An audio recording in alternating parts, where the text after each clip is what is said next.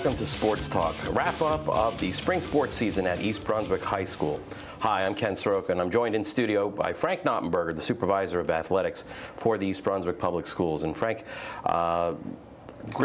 sometimes great weather, sometimes not so great weather, but the spring season's always a fun season for athletics at the high school. Well, it's always a question mark. You never know, but as a result of our good fields, we got most of our games in.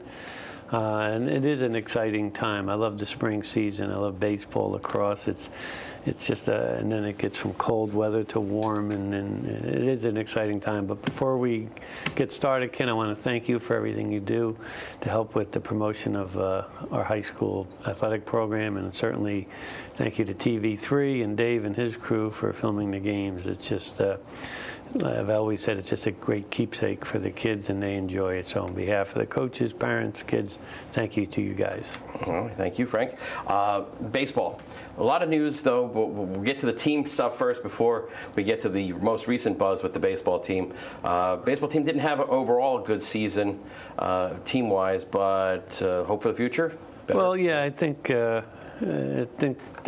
Coach Hawkins Josh retired. Congratulations, Coach, after 35 years of being involved in the baseball program. Last 22 as the head coach. We're going to miss him, but there's going to be changes. We're going to need new coaches, and for years we had J.J. Glinka and Carl Fillmore in there as the hitters, the go-to guys, and now there's someone else going to have to step it up. But I'm confident we're going to be very competitive next year. And, we may sneak in a title or a championship or whatever, but I think we'll be all right. There's enough young kids, and, we'll see what happens. But you're right. This whole Carl Fillmore and the recruiting, Ken, scouts there every day. Yeah, the paper had reported that there were on the average of 15 different pro teams scouting Carl. Absolutely, and it's so interesting. They just film him. Whatever he does, they film him running out to the outfield. They sit in the outfield, throwing the ball. They don't really worry so much about how far the ball goes, but the swing and the contact, and it's a science. They gave him eye tests, they gave him psychological tests, just like they do for every major leaguer. And and I guess sometimes you take things for advantage and you don't really understand or grasp. But today I was talking to, as a matter of fact, Ken, his dad, and he was the 77th kid picked out of over 1 million players in the whole country world. He was the 77th pick. And wow, what an accomplishment that is, Second pick by the Colorado Rockies. And, he's going to probably sign the day after graduation because that's what the rules state. But it was an education for me, too, meeting the scouts, seeing what they operate, see what they look for in a kid. You probably haven't had that much activity focused on one East Brunswick athlete since Heather O'Reilly came through the schools. Well, that was a done deal early. I think she committed early to, as far as the recruiting, she committed early to North Carolina. And there was a period of maybe a week where there was a lot of commotion because she was the Gatorade Player of the Year, and there was a lot of commotion. But the recruiting part, that took care of itself pretty easy. But this thing with Ken was just a great experience. I mean, we've had some high-profile athletes being recruited. Danny Miller, Forte is the quarterback. Miller playing soccer at Duke. And we may have a few in hoops the next couple of years, though. We got a couple of young kids out there. But it was just an experience for everyone. May have been a distraction to some degree for the rest of the baseball players. But if anyone deserved it, Carl worked at it. Well, the story with him, with his almost career-threatening injury last year at one of these kind of all-star tryout in the summer kind of recruiting games here going on, and then to rehab and to come back as strong as he did and to get that kind of attention. Well, don't forget, he was a starter for a basketball team, and he would have started again this year. So he's an athlete, and he's a competitor. And that's what the scouts liked about him. They said he's a great kid. He's a blue collar, a throwback, all those cliches. But he loves baseball. And that's why he was good, because his work ethic about baseball and his commitment and his goal was nothing but he wanted to play professional baseball. I think the change will be for him coming from the suburban New York metropolitan area to going out to where what they think is Casper, Wyoming, Single A Pioneer League baseball, riding the bus. He's a baseball guy, and he's done a lot of camps and tryouts all over the country. So I think I'm confident, and very confident that he'll be very successful, and he won't get tired of it. He won't get distracted. He'll be focused. But other players, this kid J.J. Glinka, who was like one of our top hitters for the last 3 years, trying to convince him to he's going to Rutgers to go there as a walk-on. Because the kid's a lefty, the kid can smack the ball. He could probably get a little stronger, whatever, but I'd like to see him, try out there. And he's a heck of a player. And this kid, Ian Alexander, came out of nowhere, became just one of our outstanding players for us this year. And, we had a couple highlights, a couple big wins. But I've always said about baseball in the spring in New Jersey, it's like this: nice day, bad weather. Well, let me talk about the new fields that we have there now, the turf fields. That evens out some of that weather-related issues. Yeah, we didn't lose games as a result of the weather, home games anyway. It's just that, the bad weather, we had a couple bad games where we, in the last inning, we didn't pull it up, walk too many batters. You can't walk batters. We were competitive, and, that's what you want. Represent East Brunswick the right way and be competitive. But anyway, congratulations to baseball, but especially to Carl and Coach Hawk and Josh. Thank you for everything, and good luck on your retirement. The legacy of in the 70s, Dave Wall, in the 80s and early 90s, Josh Miller, who had a very long NFL career, Heather O'Reilly. Who knows, 5 years from now, we'll be talking about Carl as a player coming up from the Colorado Rockies. Somebody's got to be a player. It's got to be somebody. Why can't it be him, I think he's got the natural ability. As a matter of fact, the scouts have all said that. So good luck to them. All right. The softball season, Coach Brady, they had a wonderful kind of run-up, but kind of sputtered out in the elimination rounds of the various tournaments. Well, they get over 20 wins for 3 years in a row. They make it to the semis of the GMC. They lose to a hot club. Then they play in the semis of the sectional state to the number 12 seed or something that low. And Howell makes a few great catches in the outfield. Bases loaded, 2 men on, two game-saving catches. And that's baseball and softball. When you play a game, it's just one game. It's not always the best team that wins that game. They made some nice plays. They got some timely hits. And, we had men on every inning. We just couldn't get it done. But Coach Brady's outstanding. And the girls are a lot of fun to watch. I really enjoyed watching them play. They had fun, but when they had to put the game face on, they did. So congratulations to them. They did win the Red Division. And a lot of times, Ken, I think that's overlooked. You win the Red Division, that's like winning the regular season, the pennant. It's, the whole year you were good. You didn't get just hot during the playoffs.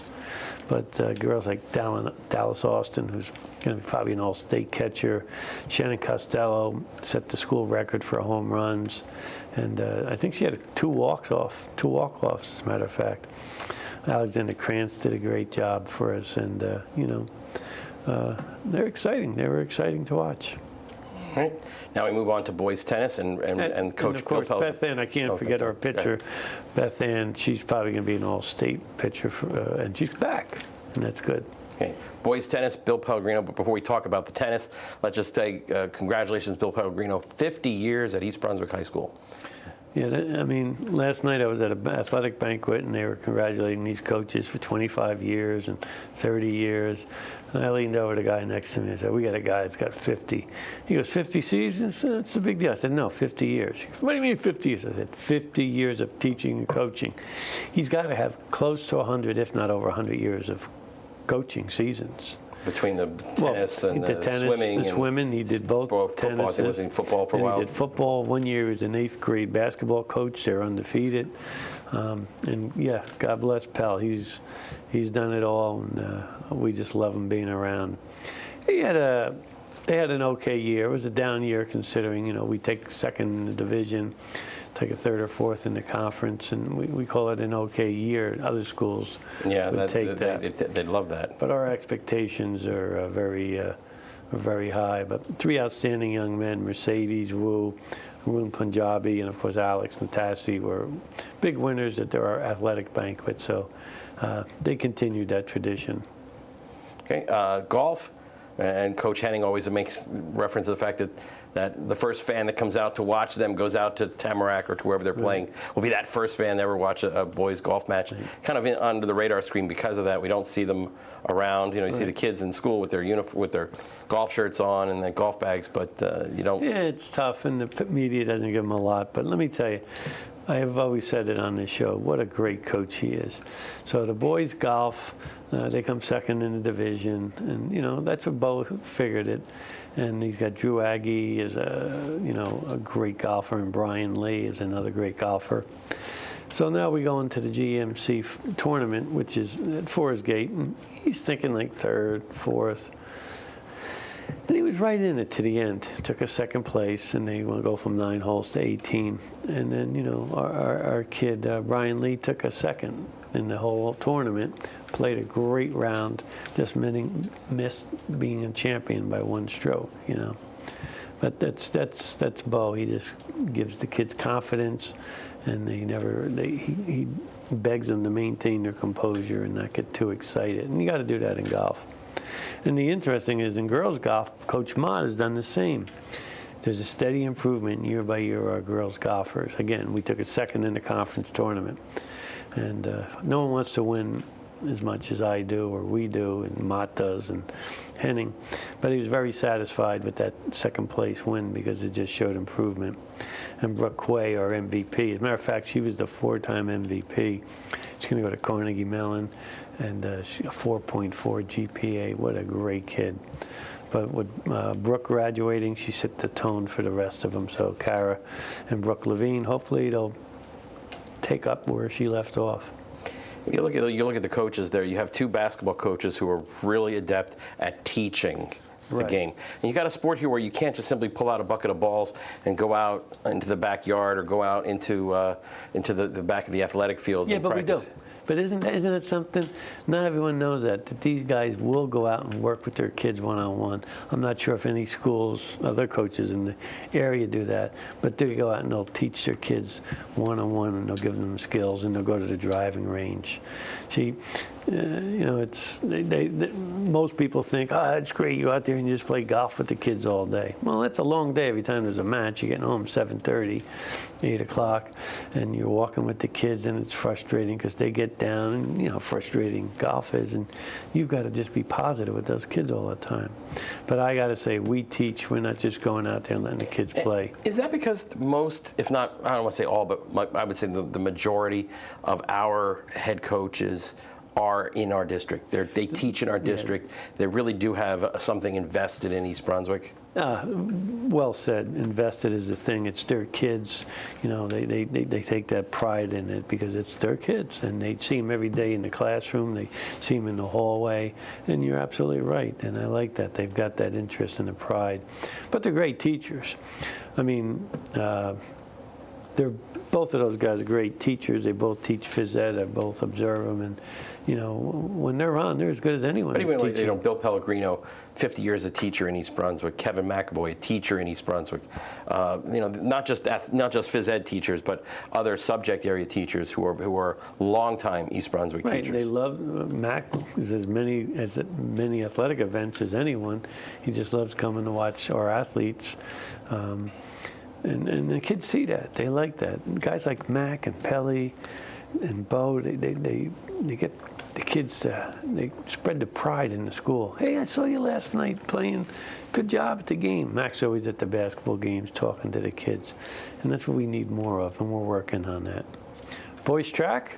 Yeah, that's where we're probably going to go for most of next year. We're going to be focusing on at least one of our athletes there, and that, talk about Sam Mattis. But overall, the track team has just blossomed so well in the last few years. It's grown, and now it seems like we're right on that. We're at that point, and we're holding that point of championship, of high performances at all competitions. Sectional state champs, missed a consecutive Group 4 state championship by 1 point.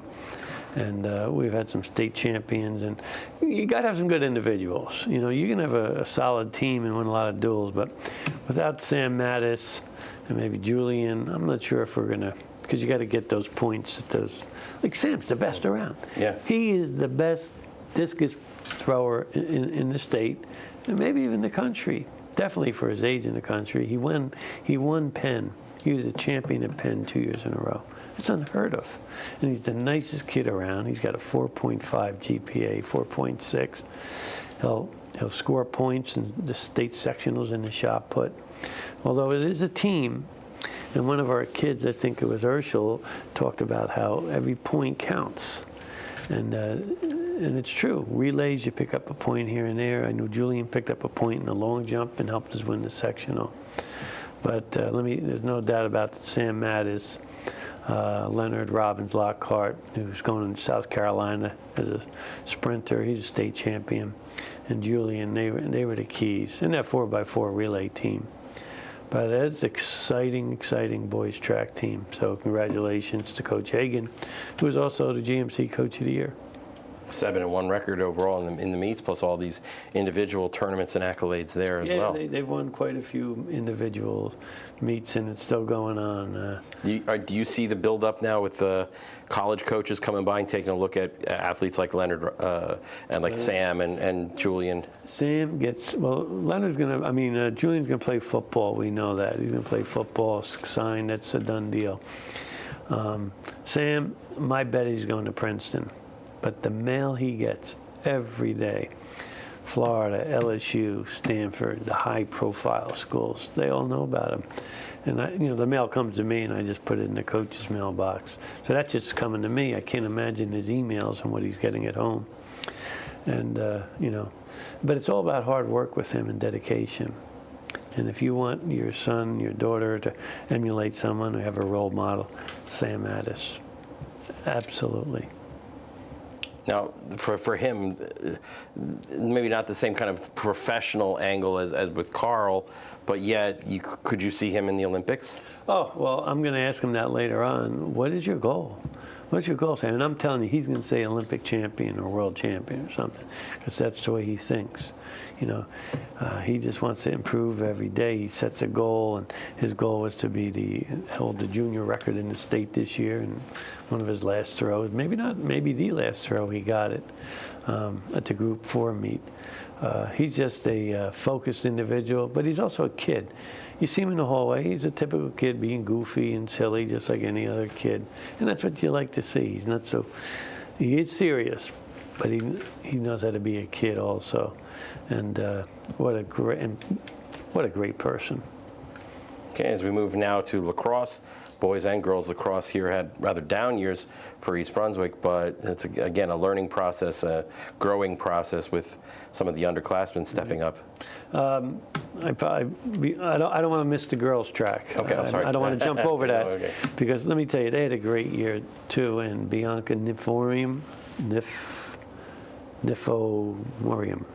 well, Bianca, she was our Big E winner. She was our scholar athlete. Bianca is, she's going to Harvard to run track. She took an 8th in the TSC. I mean, she's just a talented kid, and another great kid. So it was a pleasure watching Bianca develop, because she came out as a freshman. She looked like Bambi. She couldn't run worth a lick. But she just worked at it, and developed into a state caliber runner. Sam Frost, a young kid who's going to be an outstanding runner by the time she graduates. And then Marnie Friedman won the Coaches Award just about in every sport she participated in. Won the Coaches Award at the athletic banquet. just a great competitor and just a competitor. She's a great competitor. You know how O'Neill's a warrior? She's a competitor. But the girls track under Coach Mack were very competitive, third in the conference, second in the division, third in the division. But they won the sportsmanship award for about the 5th year in a row. They're well coached, they're organized, they have fun, and they compete. I don't know what more we can ask. So congratulations to girls track and Coach Mack. Okay, yeah, sorry for Lacrosse. Sorry for that oversight there. Nah, that's all right. Boys lacrosse. Oh, what a crazy season. We play Hunterdon and Central tough for a good half. We play 2-1 down to St. Joe's at a half.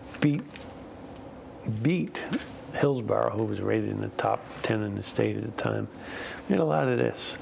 Had to win 3 games at the end to qualify for the states. We did that, win our first state match. You know, it was just, you know, I guess, I don't know, a couple goals here or there, but Coach Severino also retired, and I thank him for his 6 years of coaching lacrosse here at East Brunswick. He's taken us to that next level, and we're going to miss him. But the majority of his players he had a good mix. Summer is coming back. Milton Colthep was our MVP.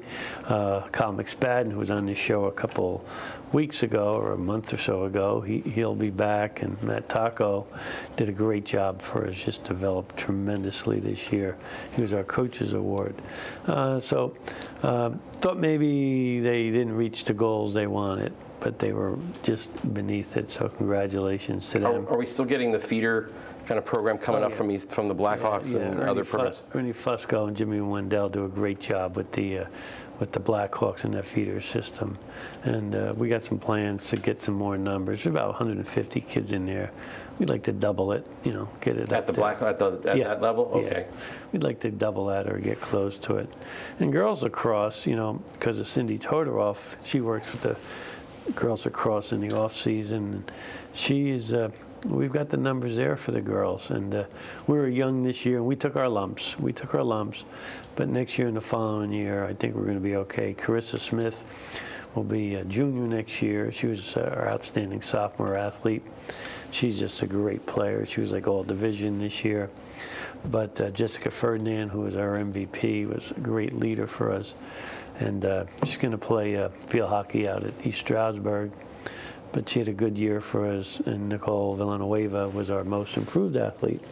So the AD may have overscheduled the girls. Yeah, you know, sometimes they screw up. But you want to press. You want to push the envelope a little bit. You want to challenge against the better talent so that you get a true measurement of where you are. We're ready for that jump, and we're not. But that's okay, you know.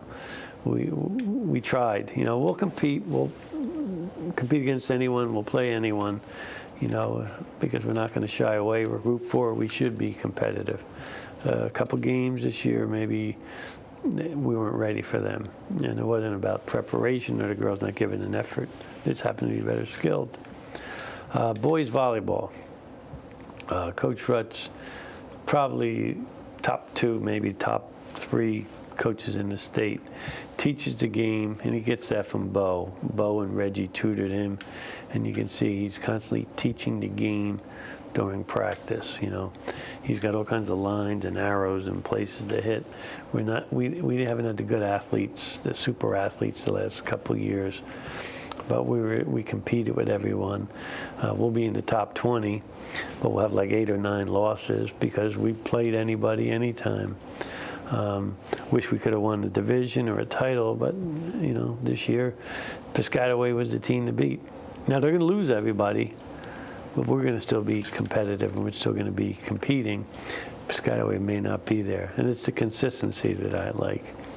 But congratulations to Coach and the players, and Alex Patera did a great job as a leader for us. How do you get a feeder system going for a sport like volleyball? Because, you know, like unlike you have the Blackhawks here, you have AAU basketball, you have from the little leagues on up, you have the soccer program at Heavenly Farms out there. How do you get volleyball? It's pretty simple. Coach Rutz and Coach Strauss, she's the girls' coach, and the assistant boys, and Tony Alexander, the other assistant boys, the JV coach, as a matter of fact, they give clinics to the kids. We make sure our phys ed programs are running, teaching volleyball the correct way. I know Hammarskjöld does a great job running a tournament at the end of the year of their unit, the Hammarskjöld phys ed staff for volleyball. Plus they run camps. And then they see kids, and they invite them, and then you just keep promoting it. A lot of times there's brothers, sisters too, once they're involved in the sport, kind of like a wrestling, where they get involved. But volleyball is growing in New Jersey like crazy, and you get the athlete, you recruit them, and you teach them. A lot of schools just have an athlete that can spike the ball, smack the ball. Well, you can't teach size. Right, Yeah, right. I mean, But you Rutz, can't teach that. But Coach Rutz, we teach the game. They understand our game. Our kids always know the game, where to be, what position to be in. Sometimes we don't have the athletic ability.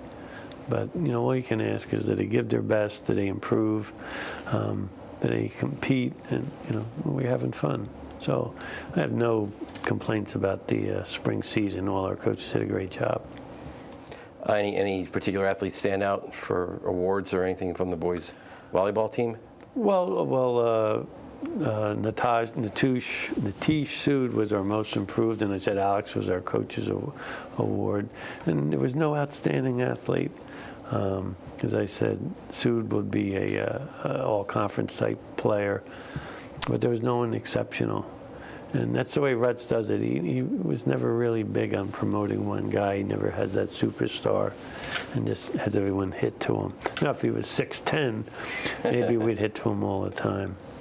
Something that happened here during the spring season was an unusual event where you invited, I guess you and the AD over, I think, at Hillsborough. Oh, yeah. Had basically all the Hillsborough teams in the spring season competing here, and then you're returning the favor next year. Can you talk about how that developed and how that all came about? We're the same type of community, same type of athletic programs, and I have a lot of respect for him, and I think he likes me. And, we scheduled 2 games on that day, 2 different events. And I said, hey, why don't you bring everybody here that day? And I'll return it for you. And then, the winner, I got to buy him dinner, but I'm going to buy him, I owe him dinner. Okay. And Mike, I'll get it to you, I promise, Mike. And there's a plaque we're going to give him. It's going to go back and forth, And it was a great day that day. So we had softball. So there was 6 sports, right? And if it was 3-3 at the end, then the winner gets a dinner and a plaque. If it's 3-3, then it's determined by the JV, whoever gets the most JV wins. So it's, you're playing for something different. So our boys across, the last event of the day, wins it to tie it at 3-3. So then I go to the JVs. We lost a couple in overtime, or we lost one in extra innings. So they beat us by 1 lousy JV score. Now, all these sports were going on at the same time? Yeah, except one, because of SATs, they didn't. But most of them were going on at the same time. Baseball, softball, lacrosse, volleyball, tennis. It was kind of neat. It was, and we're going over there to do the same thing. It's already scheduled, and I think that's good because there was a car wash going on there, and there was a lot of people. It must have been 300 people walking around. So when one game ended, they would everybody would go over and watch the other ones. A lot of times softball doesn't get to see baseball, so Hillsborough just loved it because they were getting to see all the different athletes, and their AD came up and he walked around from field to field. With his son, as I did with Mr. Hostler. And Phil must have been really busy that day, him and his staff. Nobody got hurt. Okay, but running around from 6 or 7 different athletic fields at the same time. But tried that a few years ago with Westfield, but it just, because different conferences scheduled differently, it didn't come off as well. We tried it in the fall, as a matter of fact. But it was a fun day, and we've already know we're going to do this forever. So, and they're very similar in our competition. And we'd like to thank the EBTB technical crew for coming out, and they come out about 2 hours before every game to set up during all 3 of our sports seasons, fall, winter, and spring. I'd like to thank them for their support of East Brunswick Athletics, along with Frank Noppenberger, the Supervisor of Athletics. I'm Ken Saroka. Have a great day.